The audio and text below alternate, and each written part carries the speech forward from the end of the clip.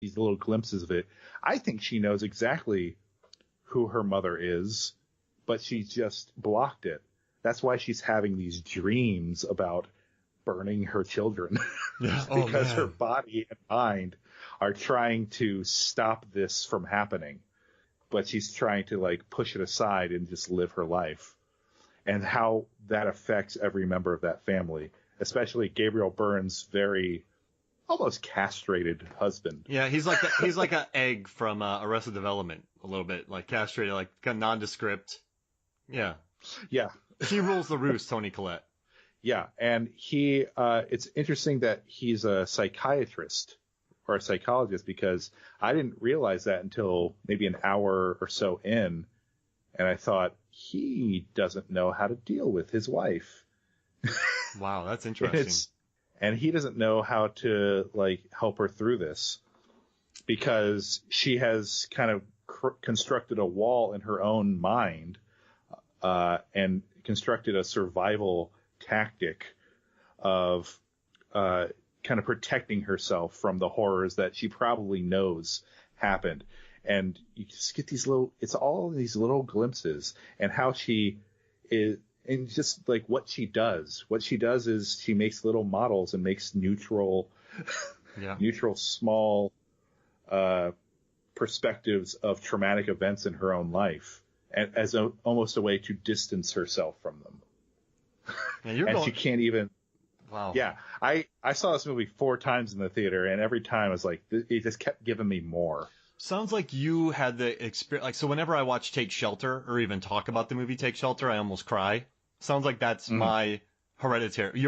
That to me, that's how you feel towards Hereditary. Take Shelter is how I feel about Take Shelter. Yeah, I like Take Shelter a lot as well. I think that deals with mental illness in a really interesting way. And the final shot, man, and then the song at the end, man. Oh, I don't even want. So when I first started talking to Megan about Take Shelter, then the final song came out, I started crying in front of her, and she's like, "What's going on, Mark?" I'm like, "This movie." I started talking about a song, and I started crying. That's what Take Shelter. So that sounds like that. I wish I could have gotten that from Hereditary, because I love those. I love bawling. And this is the reason that I don't like when critics make fun of other people's tastes. It's just like a movie, it is its own little world for the viewer. And if you don't get something out of it that another person does, like, look, I don't like Bohemian Rhapsody. No. I don't think that's a good movie. No. People love that movie. You know why? Because this is their first experience with Queen. And the final 20 minutes leave people on a high. It does. And who am I to say that they're wrong for having an experience? Yep. So, like, I completely understand why you love something like Mandy, and I completely did not. And I think it has to do with the experience I had watching it. But I do find it, because we're getting into award season and we're getting to best of year list season. And if you follow film critics on Twitter, it is kind of a miserable shit show of people going, "Why do you all like this movie?" Yeah. Oh. So, yeah. The one guy, I don't want to say his name, but he was like, "Last time this year, 3 Billboards was popular." It's like, come on, man. Like, who? I do like. Look, we all have problems with movies. There's problems with movies, but to put in your mind that like there's no way anyone could get any value out of something. You couldn't get any value out of Woody Harrelson's character from 3 Billboards. Yeah. Or just his story. Like, that is heartbreaking stuff. I do have a bone to pick with A.A. Dowd, because on Twitter I put up what's the best horror movie of 2018, and all 4 choices were Mandy.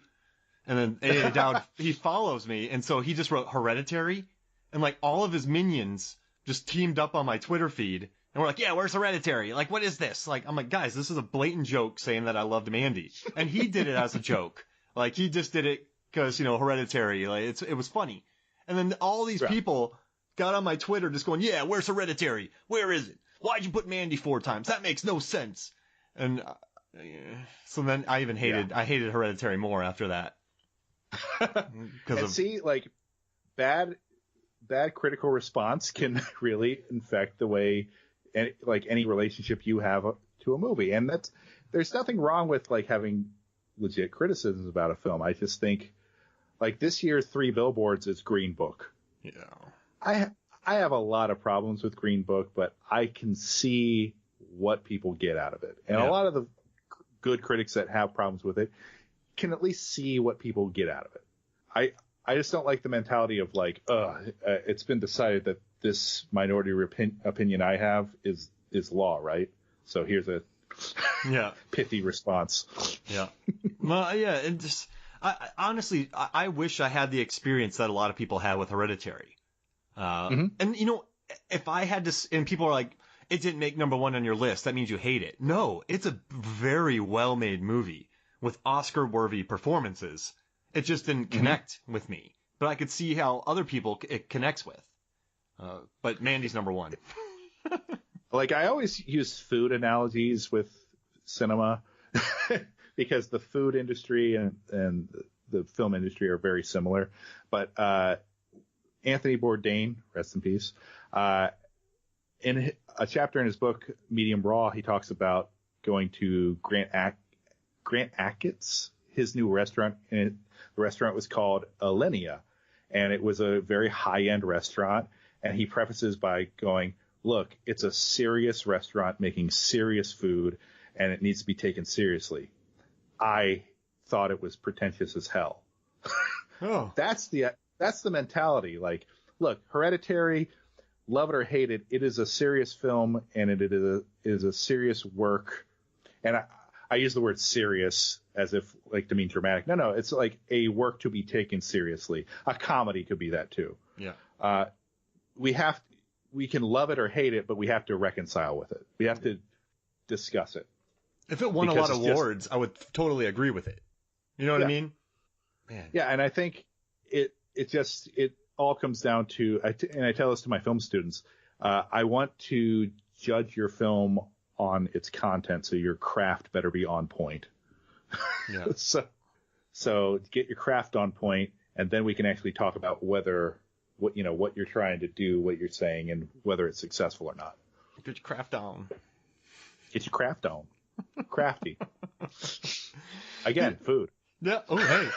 Dude, this was fun, man. I knew I brought you on for a reason. I mean, you don't need to watch any horror movies anymore, guys. Just listen to this over and over. You've gotten enough from it. Yeah. Yeah, we pretty much describe how scary things are and just fanboy over them. Yeah.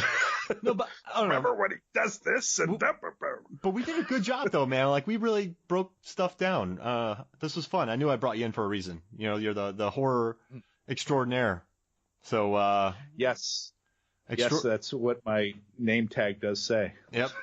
And I need to listen to your commentary on your movie Interior, which is on Amazon Prime. Yes, the commentary is on the Blu-ray, which is not really on sale. So, all right, and but I sell it at festivals and conventions that I'm at. So all right, so do you have a website with your appearances? I have a website. I mean, Interior has a website. You can follow me on Twitter. That's probably the best way to figure out what I'm doing and where I am. At Zachary Zachary Beckler. Yep. All right, and then at I'm also Interior on Movie. Yes, at Interior Movie. I'm also on Letterboxd, and that's where all my reviews go if I feel like writing about stuff. All right, how about this? I'll add your Letterboxd account to this post. So if you're listening to this podcast, go to Movies, Films, and Flicks. Just look up podcast number 163 or 164. I think it's 164, Best of 2018 Horror, and the link for Zach's, or you could type it in, Zach Beckler, Beckler, Zach with 3 Ks.